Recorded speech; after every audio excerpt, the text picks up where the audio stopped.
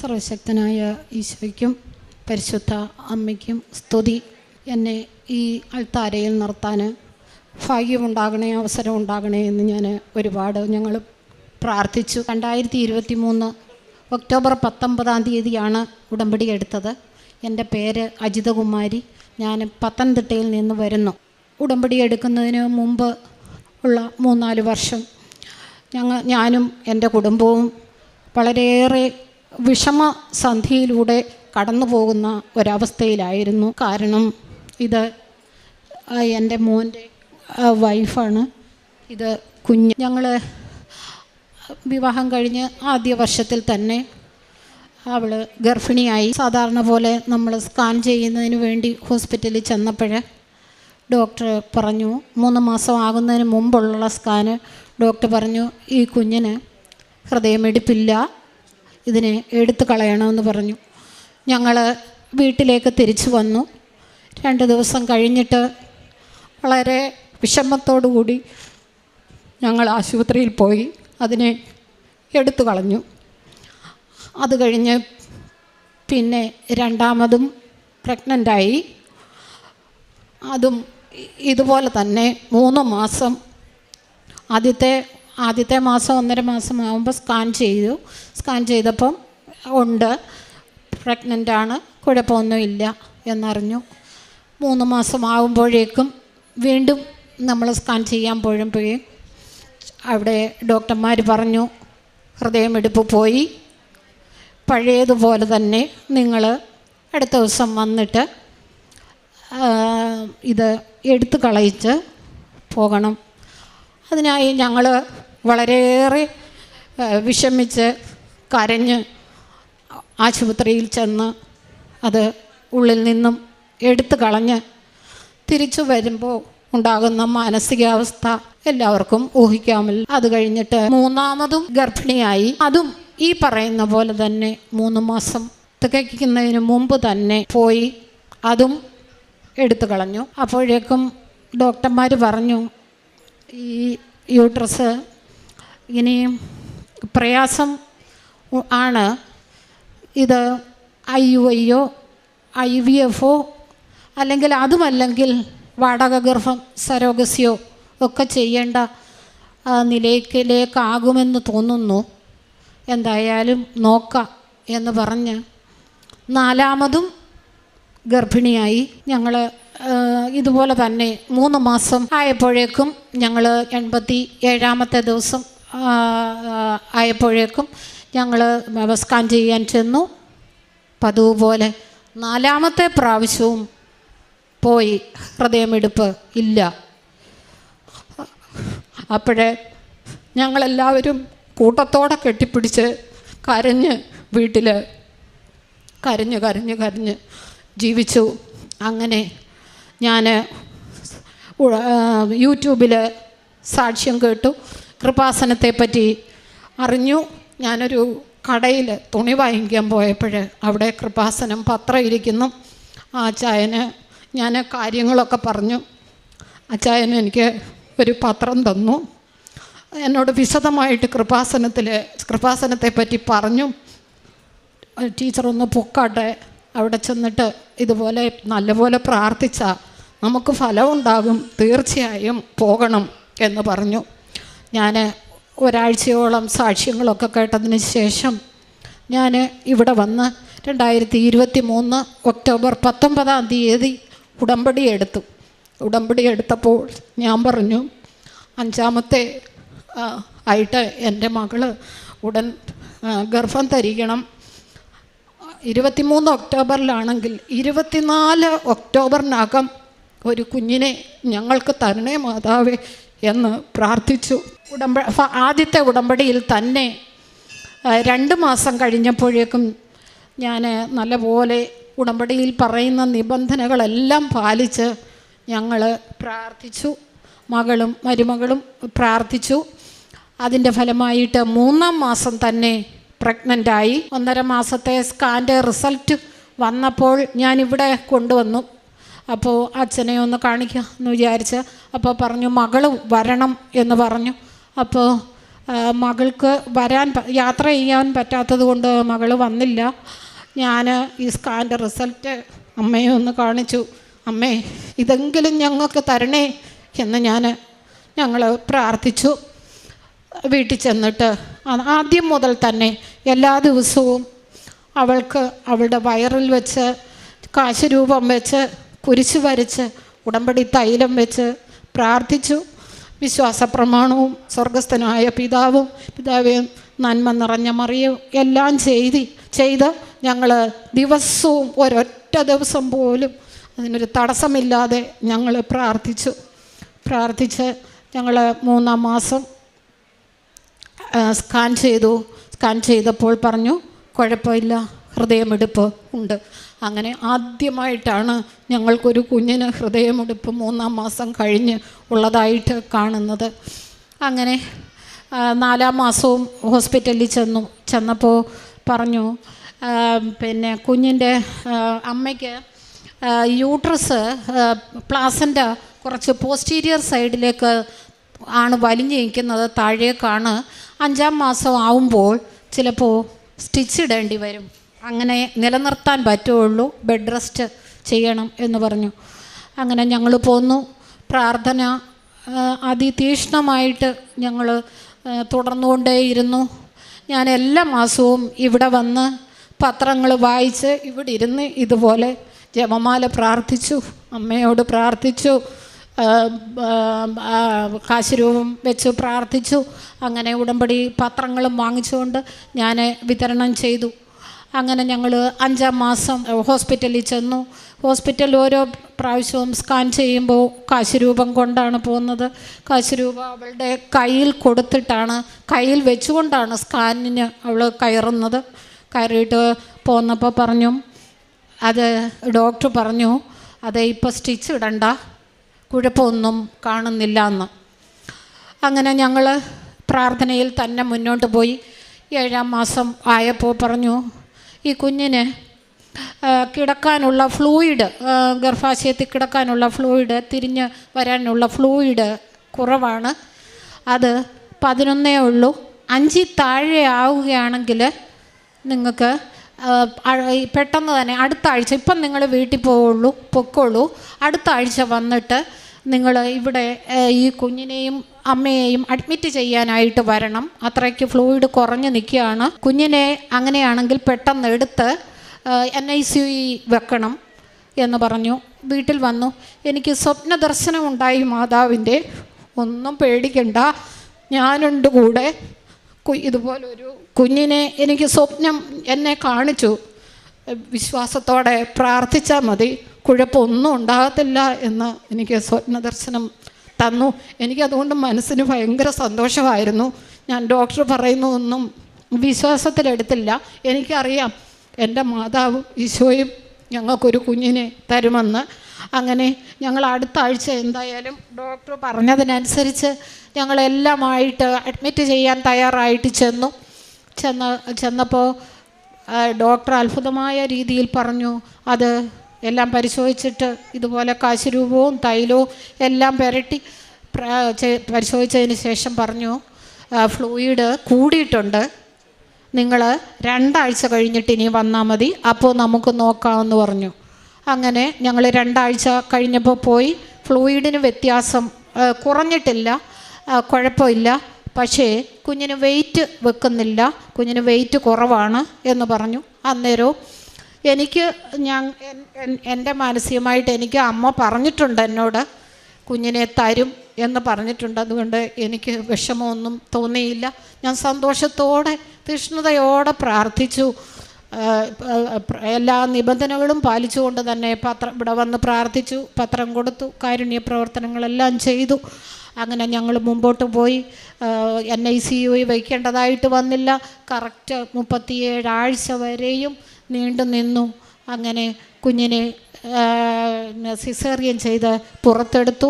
Normal weight തന്നെയാക്കി അമ്മ ഞങ്ങൾക്ക് തരികയുണ്ടായി.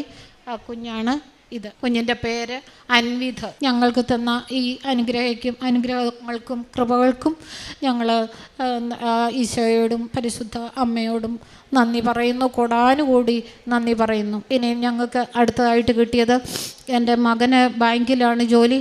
അവന് 8 വർഷം ഒരു ബാങ്കിലായിരുന്നു. മറ്റൊരു ബാങ്കിലേക്ക് വന്നപ്പോൾ കുറച്ച് ബുദ്ധിമുട്ടുകൾ അവിടെ നേരിട്ടു. മറ്റ് ഒരുപാട് പ്രശ്നങ്ങൾ ഉള്ളതായിട്ട് അവന് തോന്നി. ഈ ബാങ്കിൽ വരണ്ടായിരുന്നു എന്ന് തോന്നി. കുറേ ബുദ്ധിമുട്ടുകൾ തോന്നി. അപ്പോൾ ഞാൻ അവന് ദിവസവും രാവിലെ പോകാൻ നേരം അവൻ്റെ തലയിൽ പ്രാർത്ഥിച്ച്, കാശുരൂപം വെച്ച് പ്രാർത്ഥിച്ച്, നെറ്റിക്കും ചെവിയിലും തലയിലും ഒക്കെ തൈലം പുരട്ടി പ്രാർത്ഥിച്ചിട്ട്, അമ്മ സഞ്ചാരി മാതാവാണ്, അവൻ്റെ കൂടെ പോകണം, അവൻ്റെ പ്രശ്നങ്ങളൊക്കെ അമ്മയ്ക്ക് ഞാൻ ഏൽപ്പിക്കുന്നു, അമ്മയത് എങ്ങനെയാണെന്ന് വെച്ചാൽ അത് ആ പ്രശ്നം പരിഹരിക്കാൻ പരിഹരിക്കാൻ ഞങ്ങളെ സഹായിക്കണമെന്ന് പറഞ്ഞു. അങ്ങനെ ഒരു ബാങ്കിൽ വന്ന് ഒരു വർഷം കഴിയാതെ ട്രാൻസ്ഫർ ആകത്തില്ല, പ്രൊമോഷനും ആകത്തില്ല. അപ്പോൾ ഈ പ്രശ്നത്തിൽ നിന്ന് എങ്ങനെ പരിഹരിക്കണം എന്ന് അമ്മ തന്നെ തീരുമാനിച്ചോളാം ഞാൻ അമ്മയ്ക്ക് വിട്ടു. അമ്മ അത് പരിഹരിച്ചത് എങ്ങനെയാണെന്ന് ചോദിച്ചാൽ, 1 വർഷത്തിനകത്ത് വെച്ച് തന്നെ അവന് 8 മാസമായപ്പോഴേക്കും പ്രൊമോഷനോട് കൂടി തന്നെ അവനെ ട്രാൻസ്ഫറാക്കി. ഇപ്പം നല്ലതായിട്ട് നല്ല ഒരു ബാങ്കിൽ അവൻ ജോലി ചെയ്യുന്നു. പരിശുദ്ധ അമ്മയ്ക്കും തിരുക്കുമാരനും ഞങ്ങൾ കൊടാനുകൂടി നന്ദി പറയുന്നു. മറ്റൊന്ന്, ഞങ്ങൾക്ക് 10 വർഷമായിട്ടൊരു വഴിയുടെ പ്രശ്നം ഉണ്ടായിരുന്നു. ഞങ്ങൾ വീട് വെച്ചപ്പോൾ വഴി ആദ്യം അങ്ങ് അതിർത്തി കെട്ടി തീർക്കാമെന്ന് വിചാരിച്ചു. അപ്പോൾ മറ്റൊരു വീട്ടുകാർ 2-3 വീട്ടുകാർ ചേർന്നത് സ്റ്റേ ചെയ്തു. അവർക്ക് ഞങ്ങൾ എന്തോ ഇറക്കി കെട്ടി വെച്ചു എന്ന് ഒരു പരാതിയാണ്, സ്റ്റേ ആണ് കൊടുത്തത്. ഞങ്ങൾ കല്ലിറക്കി കെട്ടാനായിട്ട് തുടങ്ങിയപ്പം കോടതി അത് പേപ്പർ വന്നു, മുമ്പോട്ട് പോകാൻ പറ്റിയില്ല. 9 വർഷമായിട്ടും ഈ കേസ് കോടതി പരിഗണിക്കുന്നുമില്ല, അവിടെ ഒന്നും ആകുന്നുമില്ല. ഞങ്ങളുടെ കാര്യങ്ങളൊന്നും നടന്നുമില്ല. ഞാൻ ഉടമ്പടി 4 പ്രാവശ്യം പുതുക്കി. കാരണം കുഞ്ഞ് പ്രസവിച്ച് കുഞ്ഞിനെയും കൊണ്ട് വരണമല്ലോ, അപ്പോൾ ഇടയ്ക്കെല്ലാം പുതുക്കണമല്ലോ. ഓരോ 3 മാസം കഴിയുമ്പോഴേക്കും 2-3 ദിവസത്തിനകം തന്നെ ഞാൻ വന്ന് ഉടമ്പടി പുതുക്കുമായിരുന്നു. അങ്ങനെ 4 പ്രാവശ്യം ഞാൻ ഉടമ്പടി പുതുക്കിയ കൂട്ടത്തിൽ ഈ നിയോഗം വെച്ചു. 3 മാസത്തിനകം തന്നെ ഞാനൊരു ഡേറ്റ്, ഈ 2024 സെപ്റ്റംബർ 30-ാം തീയതിക്കകം ഈ കേസ് കോടതി എടുക്കണേ, ഞങ്ങൾക്ക് അനുകൂലമായിട്ട് വിധിക്കണേ എന്ന് പ്രാർത്ഥിച്ചു. സെപ്റ്റംബർ 30 പറഞ്ഞത് 2024 സെപ്റ്റംബർ 28-ാം തീയതി കോടതിയിൽ നിന്ന് പേപ്പർ വന്നു. നിങ്ങളുടെ കേസ് വിസ്താരം, ഞങ്ങളെ ഫോൺ വിളിച്ചു, കേസ് വിസ്താരം തുടങ്ങിയിരിക്കുന്നു, ഇനി ബാക്കിയുള്ള കാര്യങ്ങൾ മുന്നോട്ട് നടക്കുമെന്ന്. അങ്ങനെ അതിൻ്റെ കാര്യങ്ങളെല്ലാം മുന്നോട്ട് നടന്നു. ഇപ്പോൾ ഈ കഴിഞ്ഞ മാസം 15-ാം തീയതി കേസ് വിധിയായി. ഞങ്ങൾക്ക് അനുകൂലമായിട്ട് ഇത് അതിർത്തി കെട്ടി മതിലും കെട്ടത്തക്ക രീതിയിൽ ഞങ്ങൾക്ക് അനുകൂലമായിട്ട് വിധി വന്നു. ഇതിനെല്ലാം ഞങ്ങളെ സഹായിച്ച അമ്മ മാതാവിനും തിരുക്കുമാരനും കൊടാനുകൂടി നന്ദി പറയുന്നു. ഞാൻ പ്രേക്ഷിത പ്രവർത്തനം നടത്തിയത് എല്ലാ മാസവും ഞാൻ പത്രം വാങ്ങിച്ചുകൊണ്ട് പോകുമായിരുന്നു. ബസ് സ്റ്റാൻഡുകളിലെല്ലാം കൊടുക്കും. ചിലരൊക്കെ മടി പറയും. അപ്പോഴും എനിക്ക് വളരെ സന്തോഷമാണ്. അവർക്ക് ദൈവസ്നേഹം ഉണ്ടാകട്ടെ, മാതാവ് അവരെയും അനുഗ്രഹിക്കട്ടെ, എല്ലാവർക്കും ഈ പത്രം വാങ്ങിക്കാൻ തോന്നട്ടെ എന്ന് പറഞ്ഞ് വളരെ സന്തോഷത്തോടു കൂടി പിറ്റേന്ന് തന്നെ ഞാൻ ആ പത്രം എല്ലാവർക്കും കൊടുക്കുമായിരുന്നു. ഞങ്ങൾ സ്വയം, മോളും എല്ലാവരും സ്വയം വായിക്കുകയും ചെയ്യുമായിരുന്നു. പിന്നെ ഞാൻ സംസാരിച്ച് പല ആൾക്കാരോടും ഞങ്ങൾക്ക് കിട്ടിയ അനുഭവം, ഞങ്ങൾക്ക് കിട്ടിയ അനുഗ്രഹം, ഞങ്ങളുടെ കുഞ്ഞ് ഇതിനെക്കുറിച്ചെല്ലാം ഞാൻ പറയുമായിരുന്നു. അങ്ങനെ ഞാൻ പലരോട് പറഞ്ഞതിൻ്റെ ഫലമായിട്ട് ഒരു പ്രാവശ്യം ഉടമ്പടി എടുക്കാൻ ഇവിടെ വന്നപ്പോൾ ഒരു കൂട്ടം ആശാപ്രവർത്തകർ ഇവിടെ നിൽക്കുന്നു. ഞാൻ ഒരാളിനോട്, പരിചയമായ ഒരാളിനോട് പറഞ്ഞതേ ഉള്ളൂ. അവർ ഒരു കൂട്ടം ആശാപ്രവർത്തകരെയും കൊണ്ട് ഇവിടെ നിൽക്കുന്നതായിട്ട്, ഉടമ്പടി എടുക്കാൻ വന്നതായിട്ടാണ് ഞാൻ കണ്ടത്. ബൈബിള് വായിക്കും, അച്ഛൻ്റെ ധ്യാനം കേൾക്കും. അച്ഛൻ്റെ ധ്യാനത്തിൽ പറയുന്ന ഒരുപാട് കാര്യങ്ങൾ എൻ്റെ മനസ്സിനെ തട്ടുന്നതായിരുന്നു. ചുണ്ടുകൊണ്ടല്ല, ചങ്കുകൊണ്ടാണ് ദൈവത്തെ വിളിക്കേണ്ടത്, മാതാവിനെ അറിയേണ്ടത്. ഈ വാചകം ഒരിക്കലും മറക്കത്തില്ല. ചങ്കുകൊണ്ട് തന്നെയാണ് പ്രാർത്ഥിക്കുന്നത്. പിന്നെ അച്ഛൻ്റെ പ്രസംഗം കേൾക്കാൻ വലിയ ഇഷ്ടമാണ്. ചൊവ്വാഴ്ചയാകുമ്പോഴും അല്ലാത്ത ദിവസങ്ങളിലെല്ലാം വളരെ സന്തോഷത്തോടു കൂടിയാണ് പ്രാർത്ഥിക്കുന്നത്. അച്ഛന് ദീർഘായുസ്സും ആരോഗ്യവും ഉണ്ടാകാൻ വേണ്ടി ഞാൻ എന്നും പ്രാർത്ഥിക്കും, പ്രാർത്ഥനയിൽ ഉൾപ്പെടുത്തുകയും ചെയ്യും. മനുഷ്യൻ്റെ മനസ്സിനെ മാറ്റം വരുത്തുവാൻ, ആത്മീയമായി മാറ്റം വരുത്തുവാൻ അച്ഛന് കഴിയും എന്ന് എനിക്ക് വലിയ ഉറപ്പുണ്ട്. ബൈബിള് വായിക്കുമ്പോൾ അതിനകത്തിലെ വചനങ്ങൾ നമുക്ക് ഗ്രഹിക്കാവുന്ന വചനങ്ങൾ, ഞാനൊരു ഹിന്ദുവാണ്, ഗ്രഹിക്കാവുന്ന വചനങ്ങളൊക്കെ ഞാൻ എഴുതിയിടും. ആത്മവിശ്വാസം ഉണ്ടാകണം, മനുഷ്യന് മടിയുണ്ടാകരുത്, എല്ലാ കാര്യങ്ങളും കൃത്യത ഉണ്ടാകണം, നമ്മൾ കൃത്യസമയത്ത് കാര്യങ്ങൾ ചെയ്യണം. ഉത്തരവാദിത്തമുള്ള ജോലി നമ്മുടെ കൈ കിട്ടിയാൽ ഉത്തരവാദിത്തത്തോടെ കൃത്യസമയത്ത് അത് ചെയ്യണം. ക്ഷമ വേണം. മറ്റുള്ളവരോട് ദേഷ്യം തോന്നുമ്പോൾ നമ്മൾ മൗനമായിട്ട് മിണ്ടാതിരുന്നാൽ മതി. അതിനോട് കൂടുതൽ പ്രതികരിക്കാൻ പോകണ്ട. എന്ത് അസുഖങ്ങൾ വന്നാലും സഹനശക്തിയോടെ എനിക്കൊരു കൂടപ്പിറപ്പില്ല, എന്നാൽ ഇപ്പോൾ എനിക്ക് ഈശോയും മാതാവും ഒക്കെ കൂടപ്പിറപ്പുകളായി ഉണ്ട് എന്നുള്ളൊരു തോന്നലുണ്ട്. അപ്പോൾ എൻ്റെ മനസ്സിനും മാറ്റമുണ്ടായി. ഞാൻ എൻ്റെ വീട്ടിലുള്ളവരോടും മറ്റുള്ളവരോടും എല്ലാം ഈ മാറ്റങ്ങളെക്കുറിച്ച് പറയും. എന്നും ഉടമ്പടി ജീവിതത്തിൽ ജീവിക്കാൻ ഞാൻ ആഗ്രഹിക്കുന്നു, പ്രാർത്ഥിക്കാൻ ഞാൻ ആഗ്രഹിക്കുന്നു. എവിടെ പോയാലും എനിക്ക് ഓടി വന്ന് ഞാൻ പെട്ടെന്ന് ഫ്രഷായി ചായ പോലും കുടിക്കുന്നതിന് മുമ്പ് തന്നെ എനിക്ക് പ്രാർത്ഥിക്കണം. വൈകിട്ടെ സായാഹ്ന പ്രാർത്ഥനയും രാവിലെയുള്ള പ്രാർത്ഥനയും എല്ലാം ഞാൻ കൃത്യമായി ചെയ്യുന്നുണ്ട്. എവിടെ പോയാലും ഞാൻ എൻ്റെ മനസ്സ് പ്രാർത്ഥിക്കാൻ സമയമായി, എളുപ്പം പോകണോ എന്നുള്ള ചിന്തയാണ്. ഞാൻ എന്നും ഉടമ്പടി ജീവിതത്തിൽ ജീവിക്കാൻ ആഗ്രഹിക്കുന്നു. കൊടാനുകൂടി നന്ദി വീണ്ടും പറഞ്ഞുകൊണ്ട് നിർത്തുന്നു. സങ്കീർത്തനങ്ങൾ 22-24.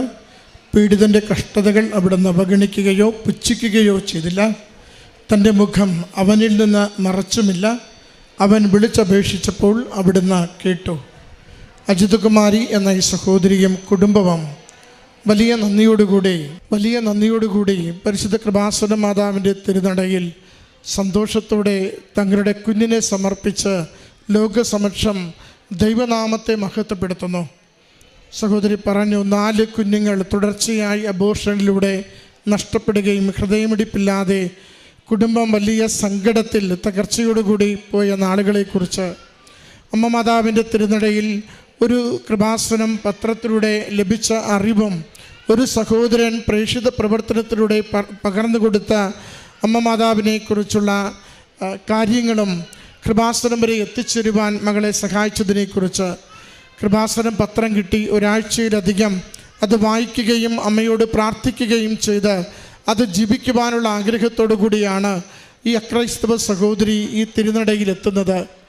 അമ്മയുടെ സന്നിധിയിൽ ഉടമ്പടിയെടുത്ത ദിവസം മുതൽ കുടുംബത്തിലൊരു കുഞ്ഞിനു വേണ്ടിയുള്ള തീഷ്ണമായ ആഗ്രഹത്തോടു കൂടി പ്രാർത്ഥിക്കുകയും ഉടമ്പടി പ്രകാരം പൂർണ്ണമായി തങ്ങളെ തന്നെ സമർപ്പിച്ച് ജീവിക്കുവാൻ തയ്യാറാവുകയും ചെയ്യുന്നു. ആ സഹോദരി കടന്നുപോയ ജീവിതത്തിൻ്റെ മുഴുവൻ ക്ലേശങ്ങളെയും നമ്മളോട് പങ്കുവച്ചു. ഓരോ തവണയും ആശുപത്രിയിൽ നിന്ന് ക്ലേശകരമായ കാര്യങ്ങൾ, ഭാരപ്പെടുന്ന കാര്യങ്ങൾ കുടുംബത്തോട് അറിയിക്കുമ്പോഴും അതല്ല, അമ്മ മാതാവ് നിശ്ചയിച്ച കുഞ്ഞ് പൂർണ്ണ ആരോഗ്യത്തോടു കൂടി കുടുംബത്തിന് ലഭിക്കുമെന്ന പ്രത്യാശയിൽ ഓരോ ദിവസവും ജീവിച്ചതിനെയാണ് ഈ കുടുംബം സാക്ഷ്യപ്പെടുത്തിയത്. അമ്മയിൽ ആശ്രയിക്കുമ്പോൾ എത്ര വലിയ ഭാരവും അത് ലഘൂകരിക്കപ്പെടുന്നു. അസാധ്യമെന്ന് കരുതുന്നത് നമുക്കത് അനുവദിച്ചു തരുന്നു. അമ്മയുടെ സംരക്ഷണം നമ്മുടെ ജീവിതത്തിന് വലിയ സന്തോഷത്തിലേക്ക് നമുക്ക് കാരണമാക്കി മാറ്റുന്നു. മകൻ്റെ ജീവിതത്തിൽ ലഭിച്ച പ്രമോഷനെക്കുറിച്ച് അത് പ്രത്യേകമായിട്ട് ഇവിടെ സൂചിപ്പിച്ചു. അത് സമയച്ചുരുക്കത്തിൻ്റെ അമ്മ സമയം ചുരുക്കി ആ കുഞ്ഞിന് നൽകിയ മകന് നൽകിയ പ്രമോഷനെ പ്രത്യേകമായിട്ട് ഇവിടെ പരാമർശിച്ചു. കുടുംബത്തിന് ലഭിച്ച ഓരോ നന്മകൾക്കും അമ്മ മാതാവിനും തിരുക്കുമാരനും നന്ദി പറഞ്ഞുകൊണ്ട് ഈ സാക്ഷ്യം നമുക്ക് സമർപ്പിക്കാം. എല്ലാം ശുഭകരമാക്കുന്ന അമ്മയുടെ ശബ്ദത്തിൽ ആശ്വാസം പകർന്ന് സമയം ചുരുക്കി ജീവിതത്തെ അനുഗ്രഹിക്കുന്ന അമ്മയുടെ സന്നിധാനത്തിൽ നമ്മുടെ കുടുംബങ്ങളെ ഏറ്റെടുത്ത് അതിൻ്റെ കണ്ണീര് തുടച്ച് സന്തോഷം പകരുന്ന അമ്മയുടെ ശബ്ദത്തിൽ നമ്മുടെ നിയോഗങ്ങളെ സമർപ്പിച്ചുകൊണ്ട് ഈ കുടുംബത്തോടൊപ്പം ചേർത്ത് പ്രത്യക്ഷീകരണത്തിൻ്റെ സാക്ഷികളാകുവാൻ നമ്മളെ അനുഗ്രഹിക്കണമേ എന്ന് പ്രാർത്ഥിക്കാം. കരങ്ങളടിച്ച് ഈ സാക്ഷ്യം നമുക്ക് സമർപ്പിക്കാം. അത്യപൂർവ ദൈവാനുഭവങ്ങൾ ഇനി നിങ്ങൾക്കും സ്വന്തം. ഈ യൂട്യൂബ് ചാനൽ ഇതുവരെ സബ്സ്ക്രൈബ് ചെയ്തിട്ടില്ലെങ്കിൽ ഇപ്പോൾ തന്നെ സബ്സ്ക്രൈബ് ചെയ്യുക. ഈ വീഡിയോ ഇപ്പോൾ തന്നെ നിങ്ങളുടെ സുഹൃത്തുക്കൾക്ക് ഷെയർ ചെയ്തുകൊണ്ട് കർത്താവിൻ്റെ പ്രേക്ഷിതരാകുക.